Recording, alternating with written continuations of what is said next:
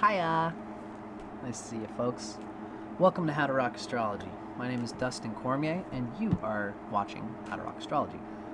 Today, we are going to be talking about what it's like for your psychosexual chemistry when you have the Sun in Leo complemented by a trine to Mars in Sagittarius. We're going to talk about my little rendition, my version of it, what the trine means, how it helps this very natural expression of both of these planets. And then we're going to be reading an excerpt from Erotic Astrology by Phyllis Vega to talk about the sexual nature of both of these signs and of a reading of the two of them combined together erotically. Welcome. So, the Sun in Leo is a good place for the Sun. It's in its own sign. It's very close to Cancer, which means it can be very athletic and powerful and rigorous and vigorous. Everybody knows that the Sun in Leo person has this kingliness, can speak to anybody, and speaks with their own personal authority about the things that they believe in. And this is just the nature of the Sun in Leo. And they often approach love in this way. They want to be able to see in their regality and greatness. And so their lover must be, in a way, devoted to them as well as the things that they're trying to do with themselves. And the Mars in Sagittarius here can be very cutting in a way that allows and inspiring. The Mars here uses inspiration and upliftment and buoyant wittiness and joy coming from within the self. So they don't. There's an objectivity with Mars and Sagittarius. It's very close to Capricorn. Capricorn is objective, sees the relationship detachedly, in order to know. Even though the Sun in Leo grips familiar lovers and wants to squeeze them and just wants to be in love for love's sake. They're very romantic, and they see the Sun, the love of anything, the pure admiration for something and respect for a lover and for something. They just see it as all being completely overtaking almost. But this Mars in particular allows Leo to get out of its idealism a little bit, to get out of its perfectionism, and it's thinking that a lover is ideal and perfect when it actually doesn't work out. Leo can do that. Leo is like, as long as I've got something that makes me look great, makes me feel great, wrapped around my finger, the little details we can work out. And sometimes Leo is blinded to their sense of wanting to love somebody, and they get with them and they find out that the person doesn't actually really bring out the best in the Leo, and then they feel sad, but they have to cut them out eventually. And it can be dramatic, and people think of the Leo as being dramatic in a lot of ways. This is one Leo throughout the whole start who really wears its heart on its sleeve and says, this is where I want to go in this relationship. Do you want to come with me? And they'll attract other people who are similarly disposed, who can take the fire. This is an all-fire expression person. Anyone who goes with this person is going to come along for this fiery ride. The Sun does very well in Leo, obviously, because it's its own sign. And the Mars does well here, being close to its exaltation point in Capricorn. As well, these are both ruled by fire signs. They're both great. They're both friends to each other. Both of the dispositors here, meaning the signs that are ruling the placement of these planets, are both friends. I mean, the Sun and Mars are natural friends, but the Sun is in Leo. Leo is ruled by the Sun. So there's a leonine expression to what the king, the Sun here, is trying to do. In its general, Mars, the way that it goes about doing the leonine things is happening through Sagittarius, which is ruled by Jupiter, which is friends with the Sun. Sun and Sagittarius make great friends because they're both coming from the inspiration of the person's soul. Sun wants to know, what is my soul trying to do? What is my ambition? What's my purpose in life? And just The Mars in Sagittarius knows, how do I apply that inspiration in a way that's inspiring? You know, if you're like a Sun in Leo with Mars in Virgo, which is not a good place for Mars, then you know what's inspiring to you, which is the Sun in Leo. The Sun is looking at what's inspiring to itself. But the Mars in Virgo says, how do I be reliable in expressing that? Which means that they might try to really think hard about how to express this energy.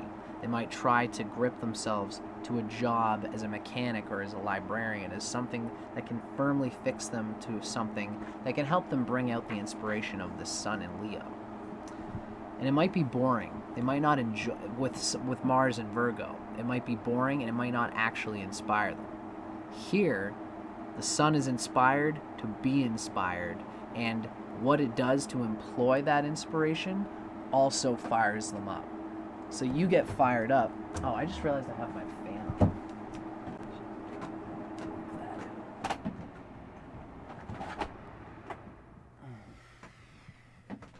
Hopefully that wasn't too loud for you guys. Sorry about that. Whatever. Is what it is. Now, obviously this is a lot quieter now. I've just changed the sound dynamic in the video. I'm sorry about that. But moving forward, the Sun here is wants to live by its inspiration, wants to be real, wants to be earnest, wants to be devoted to its ambitions, wants to be devoted to the unfoldment of its potentials. But it also wants to be competitive. It wants to be fired up. It wants to connect with people who are also explorative, who are willing to explore themselves, explore philosophy, go to uncharted territories in themselves as well as other places. This is an adventurous Leo. This is one Leo for whom the adventure, the enjoyment, the romance, the getting away, doing things, and really putting yourself out of your own skin, out of your familiar places. This is a Sun which can jive with the Mars's desire to do that. Now, these two are entwined together. It's very enriching to this Mars. They're already in both in good placements.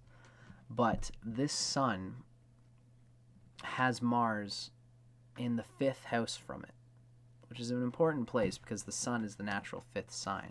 So any planet in the 5th house from the Sun is going to be symbolize the inspiration of the inspiration. That's Sagittarius. And Mars is there. So this Sun inspires Mars to do its best, to be cutting and discerning, to be logical, to have some kind of skill, some kind of graceful art or discipline through which to enjoy, that they enjoy. For example, the example I always like to give for Mars and Sagittarius is like a musician, okay? If you're a musician, you will know with this placement, you will be driven to get the best out of your musical skill. But you'll also know that it's not just practice that makes perfect. It's that pleasure makes practice perfect. So this person will enjoy the disciplines and skills that they employ to bring out the high ambition and performance of the Sun in Leo. It's a deadly combination, probably one of the best expressions of Sun and Mars together. Congratulations, you lucky bugger. Now, in order to get a picture of the type of person we're talking about, we're going to talk a little bit about Leo's sexual energy and nature in bed, their erotic and romantic nature, and then finally we're going to have a combined reading of Leo Sun with Mars and Sagittarius. So let's start off for now with the Sun in Leo. The Sun in Leo in bed. As befits their fiery sun sign, the Leo possesses a robust, consistent sex drive, fixed fire. You throw yourself wholeheartedly into eroticism, and you make an ardent, passionate, and inventive bedmate. However, Leo's fixed element makes you considerably less aggressive in initiating sexual contact than the other two fire signs, which is Aries and Sagittarius. Although if you're single and ready to mingle, you probably quite flirtatious with this energy. In fact, you might sow a lot of wild oats when you're young, because the Mars in Sagittarius is this globe-trotting. Like, as soon as someone comes with a challenge or some kind of conquest, it's like, what have you got going on here? And that, for its own sake, can be enjoyed here for a long time. While you're young, just being a young lion and just hacking at your damn sexy ability that you know you have, your magnetism that you know you can employ to anybody. But eventually, the Leo doesn't want to just play with any little game. They don't want to just attract any person. They want to attract someone that they respect, that they know will give them the best experience, and romantically and also functionally as a lover throughout the long of life. And it will involve the Sagittarius's exploration of what the lover can take. You know, this is a Leo person who really makes their lover endure deep experiences of lovemaking or fun or recreational activities. And the Mars and Sagittarius in here can go with the flow, can go with their partner, listen to what their partner's likes are, but ultimately keep pushing towards this enjoyment. You throw yourself wholeheartedly into eroticism and make a passionate, inventive bedmate. Oh yeah, so the fixed element makes you less aggressive in initiating sexual contact than Sagittarius Sun or than Aries Sun. You prefer relying on your devastating charm and magnetic sex appeal to draw potential lovers to you. That's what Leo really leans on. Again, there's an extrovertedness that comes from Mars and Sagittarius. The turn-ons and turn-offs for Leo. Leo is the most ardent and attentive of bedmates. But you would rather be alone than involved with the wrong person. It's the romantic nature of Leo. The idealistic. They want to be with someone who they respect. Be with someone who they respect. The royal lion is status conscious and something of a snob. It's a little extreme, but I get where they're getting at. You must be able to represent and admire, and to respect and admire the person you love.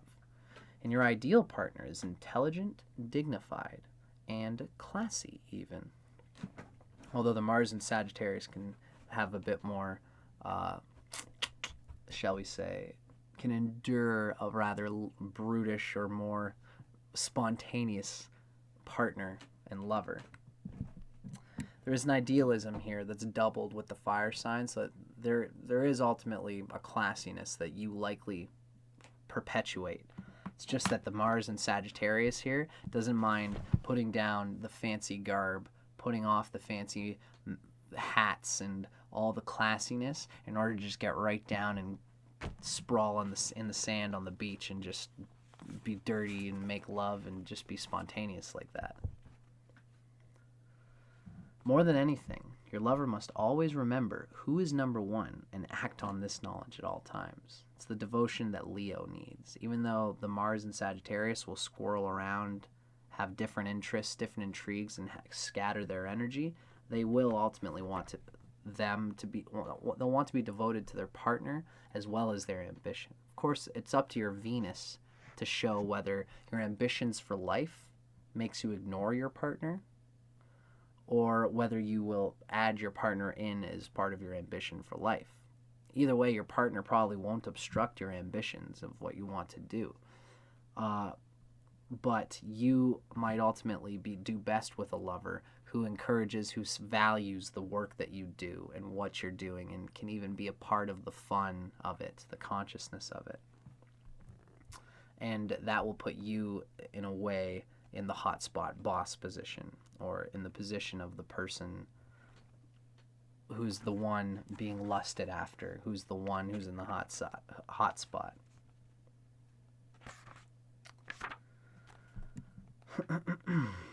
Sensual. So this is all Leo Sun. You're sensual, unhurried in lovemaking, in lavish comfort. Sensual, unhurried lovemaking in lavish comfort appeals to you more than grabbing a quickie before rushing off to the office. Again, the Mars and Sagittarius here can do the quickie thing. You don't necessarily need to have all the accoutrement in order to get a bone out. The back is Leo's most sensitive area, and sweeping caresses over your back and spine sexually stimulate and excite the Leo. You enjoy building anticipation for an erotic encounter by setting up the scene in advance. Sexy attire turns you on, as does dressing or undressing your partner. Although you usually prefer wooing or being wooed luxuriously, as befits your regal status. The freewheeling, spontaneous part of your love nature is rejuvenated by unplanned moments. An occasional bit of impromptu, devil-may-care lovemaking can inflame your desires and keep your sex life fresh and new. And again, there's so much of what is said about Leo Sun that is doubled or excited or increased by Mars and Sagittarius. And that's why this is a good lover. This is a good combination. Because what turns on, what the Leo is inspired to do, actually turns you on. This could be like an actor who is acting in the spirit of an erotic confidence that they express. And as they express it, they see themselves on camera and they're like, damn, I would even have sex with that guy if I was, if I was I don't know, bisexual or something like that, and I saw myself, I'd be like, damn, they turn themselves on by the things that the Leo is so inspired to do. So that was a reading of Sun in Leo in particular.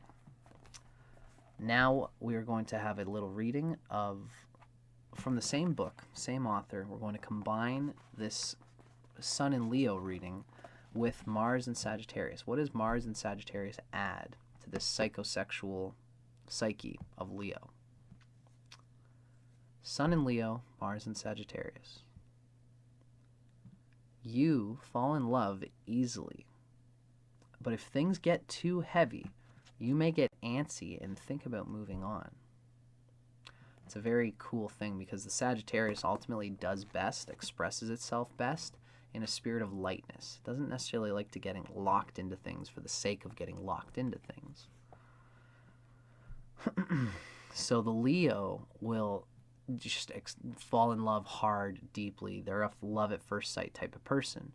But if things get clingy and complicated and the person ends up having needy dependence that doesn't ultimately feel like it's going to end up being fulfilling to the Leo's ambitions and to what they want to be and do and express as a person, then the lover might get the classic cut of the Sagittarius just saying, sorry, but I don't think that we fit each other's thing, you don't really fit what I'm trying to do.